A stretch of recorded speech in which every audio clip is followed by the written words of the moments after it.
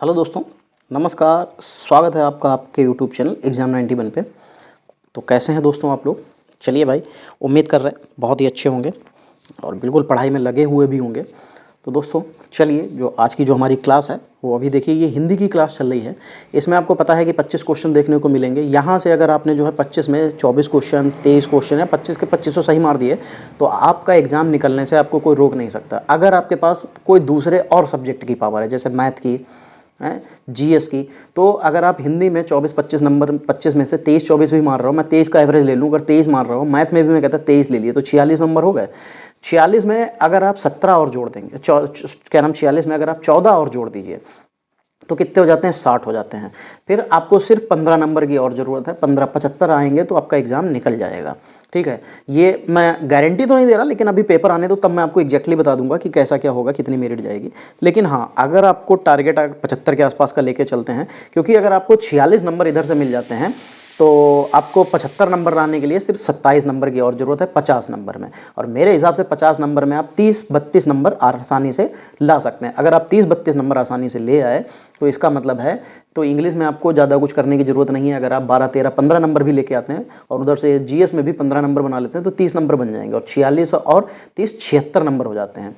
तो अगर आप 76 नंबर लेके आ जाते हैं तो इसका मतलब जो है, आप आसानी से क्या हो जाएगा, एग्ज़ाम को क्वालिफाई कर लेंगे। और टाइपिंग अगर निकाल लेते हैं 50 में, आपके उधर से भी मान के चलिए 49 नंबर आ जाते हैं, तो एक उधर से आपके 76 और 985 और 4 125 आराम से एग्ज़ाम निकल जाएगा और आपको ज्वाइनिंग हो जाएगी। चलिए, तो भाग 3 को हम लोग देखते हैं। यहाँ पे नौकर का पर्यायवाची शब्द लिखना है। तो सेवा, सेवा तो काम, मतलब एक कह सकते हैं कि देना होता है, सेवा काम करना होता है। सेवक, सहचर या सहचरी, तो बिल्कुल नौकर जो होता है उसको सेवक कहा जाता है। निम्नलिखित में से कौन सा शब्द कोऑर्डिनेट का हिंदी समानार्थी है? कोऑर्डिनेट। अब कोऑर्डिनेट करने का मतलब क्या होता है? कोऑर्डिनेट करने का मतलब क्या होता है? सामंजस्य बैठालना होता है ना। कोऑर्डिनेट करना मतलब सामंजस्य बैठालना। तो वही चीज़ है कि कोऑर्डिनेट का मतलब क्या होता है? नियंत्रक, निदेशक, समन्वयक या निर्देशक। तो समन्वयक हो जाएगा। 3 नंबर क्या लिखा हुआ है? निम्नलिखित में से कौन सा शब्द स्वकीय का विलोमार्थक है? तो क्या लिखा है? कौन सा शब्द स्वकीय का विलोमार्थक है? नायिका, ग्राम्या, नागरिका, परकीया। एक तो देखो इतना कठिन ये शब्द दिया है। ठीक है, स्वकीय का जो विलोमार्थी शब्द होता है वो परकीय होता है। क्या होता है? परकीय। तुक्का लगाने को तो फिर ये बन जाएगा। बाकी शब्द तो थोड़ा सा कठिन है, नहीं पढ़ा हुआ हो सकता है। 4 नंबर, निम्नलिखित में से राजपुत्र में कौन सा समास हो जाएगा? तो जैसे कि इसके नाम से ही पता चल रहा है, राजपुत्र तो मतलब राजा का पुत्र, और राजा का पुत्र होते ही का आपका जो है कारक शब्द हो जाता है। और कारक शब्द किस में आते हैं? तो वो आते हैं आपके कौन से? तत्पुरुष समास में। अच्छा, यहाँ पे अब और भी गेम खेल दिया। अब उन्होंने क्या कर दिया? तत्पुरुष समास दे दिया, सारे के सारे तत्पुरुष समास दे दिया। अब आपको ये पता होना चाहिए कि का, की, के, को, कैसे, ये सारे शब्द किस में आते हैं? संबंध तत्पुरुष में। तो संबंध तत्पुरुष आपका इसका सही आंसर हो जाएगा। फिर देखते हैं 5 नंबर, उमेश शब्द में कौन सी संधि है? तो उमेश को अगर हम लोग तोड़ें तो देखो कैसे लिखेंगे उमेश को। तो उमा लिखेंगे पहले और प्लस ईस लिखेंगे। अगर इसकी बात करें तो यहां से बड़ा आ निकल के आ जाता है और यहां से बड़ी ई निकल के आ जाती है। अगर हम दोनों को जोड़ देंगे तो क्या बन जाता है? ये ए बन जाता है। और आपको पता है ए की मात्रा, यानी कि एक मात्रा किस में आती है? तो गुण संधि में आती है। अगर इसमें 2 मात्राएं हो जाती हैं तो तुरंत क्या हो जाती है? एक मात्रा में वृद्धि होती तो वृद्धि संधि आ जाती है। 6 नंबर, निम्नलिखित में से कौन सा वाक्य सही है? मुझे घर जाने की जल्दी है, मुझे घर को जाने की जल्दी है, मुझे घर को जाने की जल्दी है, मुझको अच्छा लिखा था, मेरे को घर जाने की जल्दी है। तो अब आप खुद सोचो, अगर आप इसकी जगह पे होते तो क्या बोलते? मुझे घर जाने की जल्दी है, यही तो बोलते हैं। तो मुझे घर जाने की जल्दी है, ये सही हो जाएगा। 7 नंबर देखेंगे, निम्नलिखित में से कौन सा शब्द शुद्ध शब्द है? अच्छा, शुद्ध शब्द बताना है। क्या लिखा हुआ है? अनुग्रहित। अनुग्रहित सभी में वैसा ही लिखा हुआ होगा, बस हमको यहाँ पे ये देखना है कि जो अनुग्रहित है ये लिखा किस तरीके से है, किस पैटर्न पे लिखा है। ठीक है, जो सही पैटर्न होगा वो क्या होता है? अनु तो सबको पता है कि ऐसे लिखा जाएगा, और ग्रही में ग्रह बनता है, गा में नीचे जो है हा लगता है, अनुग्रहित हो जाएगा। तो ये वाला जो है आपका सेकंड नंबर बिल्कुल सही बन जाएगा। चलिए 8 नंबर देखेंगे, जिसमें शक्ति ना हो वाक्यांश के लिए एक शब्द क्या हो जाएगा, नशक्त, आशक्त, अशक्त और नाशक्त। देखो एक में छोटा आ है और एक में बड़ा आ की मात्रा लग रही है, बस इतना ही, बस 2 शब्द दिए हैं, एक में छोटे आ की मात्रा के साथ और एक में बड़े आ की मात्रा के साथ। तो इसका मतलब अगर हम लोग जिसके पास शक्ति नहीं, शक्ति होगी तो वो शक्त यानी कि सशक्त भी कह सकते हैं कि शक्ति के साथ है तो सशक्त। अगर जिसके पास शक्ति नहीं है तो वो क्या हो जाएगा, असशक्त, सशक्त हो जाएगा। और ये छोटा आ वाला बिल्कुल सही बन जाएगा। फिर 9 नंबर देखते हैं, जनता द्वारा चलाया जाने वाला राज्य, वाक्यांश के लिए एक शब्द लिखेंगे।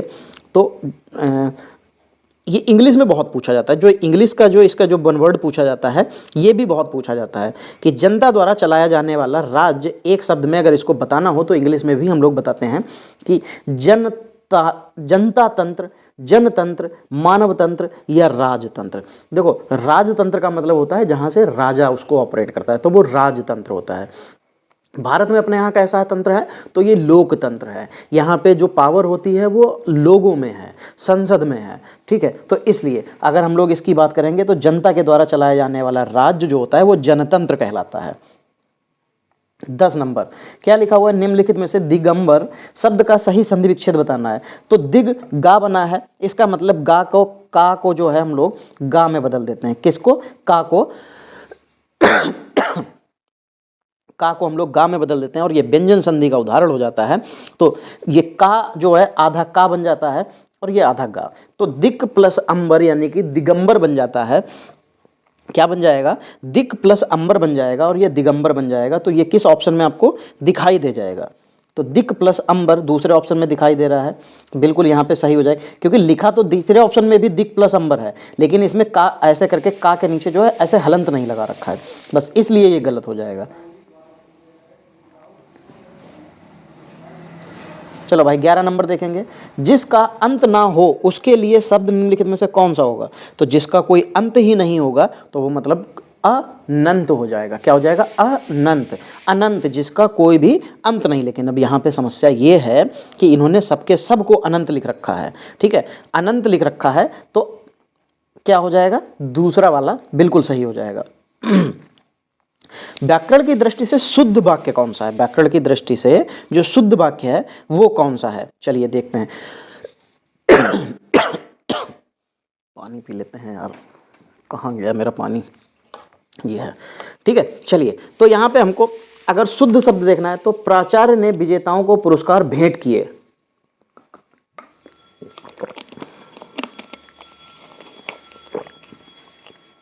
वह पांव से जूता उतार रहा है। रमा को उसकी योग्यता पर अहंकार है। वह विदुषी महिला, ये देखो ये बिल्कुल सही दिख जाएगा, वह विदुषी महिला है। बाकी कहीं ना कहीं थोड़ी थोड़ी सी गलतियां सभी में कुछ ना कुछ दे रखी हैं।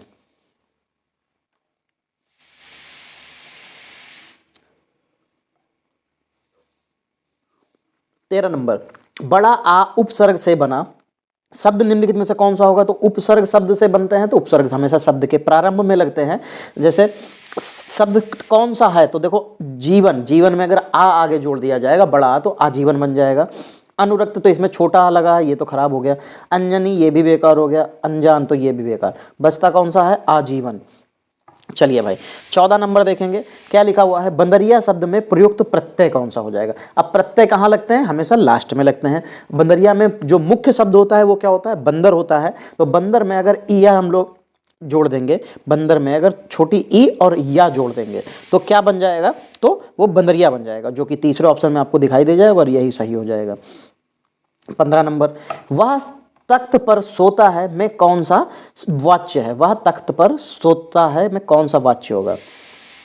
अच्छा देखो ऐसे समझिए, अगर वो तख्त पर सोता है, ये एक तरीके की अकर्मक क्रिया है, तो अगर तख्त पर तो कर्मवाच्य हो सकता है, नहीं भाववाच्य हो सकता है, नहीं, फिर कृतवाच्य दे रखा है। तो यहाँ पे ये कृतवाच्य का बिल्कुल उदाहरण बन सकता है क्योंकि ये कर्मक क्रिया भी है इसमें, तो यही सही भी हो जाएगा। 16 नंबर, किस विकल्प में सही परिभाषिक शब्द हैं?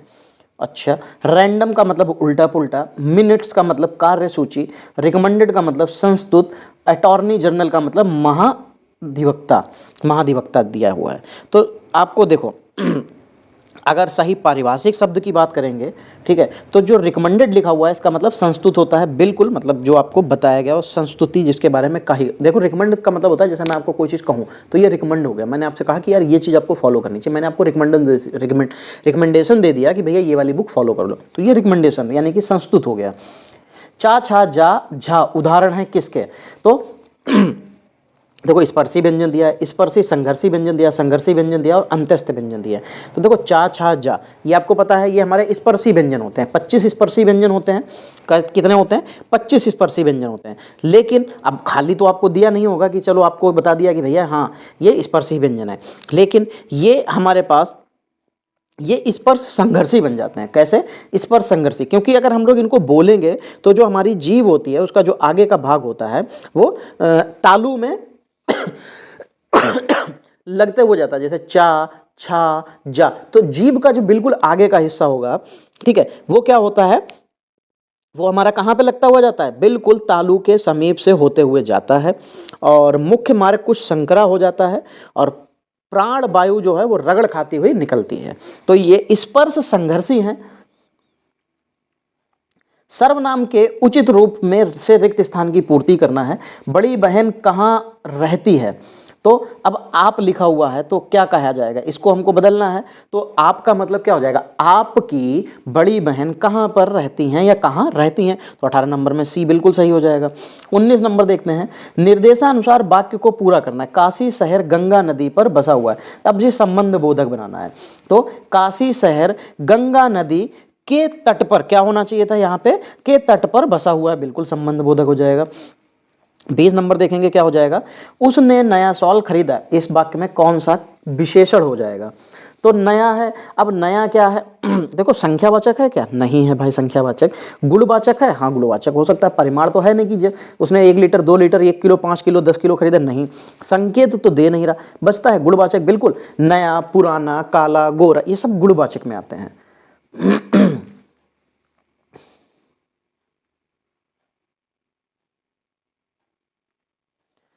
21 नंबर, निम्नलिखित में से किस वाक्य में अपादान कारक है? निम्नलिखित में से किस वाक्य में अपादान कारक है? अपादान कारक का मतलब क्या होता है? जब किसी से अलगाव होता है, ठीक है, और डांटना डपटने वाली चीजें आ जाती हैं। चलिए तो देखेंगे, यहाँ लिखा हुआ है वह कुल्हाड़ी से वृक्ष काटता है, नहीं बनना। वो भूख से बेचैन है, लड़का पेड़ से गिरा, साधुओं की संगति में बुद्धि रहती है, बिल्कुल। तो देखो लड़का पेड़ से गिरा, इसका मतलब है कि जो लड़का है वो पेड़ से गिरने की वजह से वो अलग हो गया, और जहां भी अलगाव आ जाता है वो क्या हो जाएगा? अपादान कारक हो जाएगा। चलिए 22 से लेकर 25 तक यहाँ पे कुछ गद्यांश दिया है, इसको पढ़ते हैं और उसके विकल्पों के आंसर देते हैं। आज हमारा देश स्वतंत्र है, अब हमें अपनी स्वतंत्रता की रक्षा करनी है। आए दिन पड़ोसी देश हमारी स्वतंत्रता को चुनौती देते रहते हैं, हमें उसकी आक्रमणकारी गतिविधियों पर रोक लगानी है। इसके लिए हमारे पास शक्तिशाली सेना होनी चाहिए। इसलिए विद्यालयों में ही देश सेवा की भावना दृढ़ की जानी चाहिए। प्राचीन काल में आश्रमों में वेद शास्त्रों के साथ अस्त्र शास्त्रों की भी शिक्षा दी जाती थी। गुरु द्रोणाचार्य ने कौरवों व पांडवों को युद्ध कौशल सिखाया था। सैनिक शिक्षा से शारीरिक शक्ति के साथ साथ मानवीय गुणों का भी विकास होता है। यह ठीक है कि हमारी संस्कृति शांति प्रधान है, परंतु इसका अर्थ ये नहीं है कि हम अपनी शक्ति को नहीं बढ़ाएं। आज पूरे विश्व में सैनिक शिक्षा पर जोर दिया जा रहा है, हमें भी अच्छी सैनिक शिक्षा प्राप्त करनी चाहिए। बिल्कुल भैया, बहुत बढ़िया चीज़ है। चलिए 22 नंबर देखेंगे, किस देश से हमारी स्वतंत्रता को खतरा पैदा हो रहा है? तो चीन, रूस, अमेरिका या पड़ोसी देश? तो उसने बस खाली हमको इतना बताया था कि जो हमारे पड़ोसी देश हैं हमें उनसे क्या है? खतरा है, यही तो बताया था उसने। क्या पैराग्राफ में उसने कुछ भी और कहा था? नहीं। क्या उसने किसी देश का नाम लिया था? नहीं। तो पड़ोसी देश। विद्यालयों में किस बात पर जोर दिया जाना चाहिए? खेल कूद पर, एनसीसी की अनिवार्यता पर, देश सेवा की भावना के विकास पर, युद्धाभ्यास कराने पर। तो उसने ये चीज़ जो है यहाँ पे बताई थी कि बच्चों के अंदर या जो भी है आज के समय में देश की भावना जो है, देश सेवा की भावना, वो नहीं है, तो उसको विकास करना बहुत जरूरी है। प्राचीन काल में वेद शास्त्रों के साथ साथ किसकी शिक्षा दी जाती थी? तो अस्त्र शस्त्रों की, पुराणों की, इतिहासों की, आयुर्वेदिक। तो वेद शास्त्रों के साथ साथ अस्त्र शस्त्रों की भी शिक्षा दी जाती थी। कौरवों व पांडवों के शिक्षक कौन थे? एकलव्य, द्रोणाचार्य, विश्वामित्र या शुक्राचार्य? बिल्कुल द्रोणाचार्य थे। सरल था पैराग्राफ, सरल था ये इसके क्वेश्चंस। और इस तरीके का पैराग्राफ अगर आपको मिल जाए, वैसे हिंदी में तो पैराग्राफ आप लोगों के लिए सरल होता है, इंग्लिश में कठिन हो जाता है। चलिए, तो आज की जो क्लास है वो यहीं तक रहेगी, मिलेंगे अगली क्लास में, तब तक के लिए जय हिंद दोस्तों।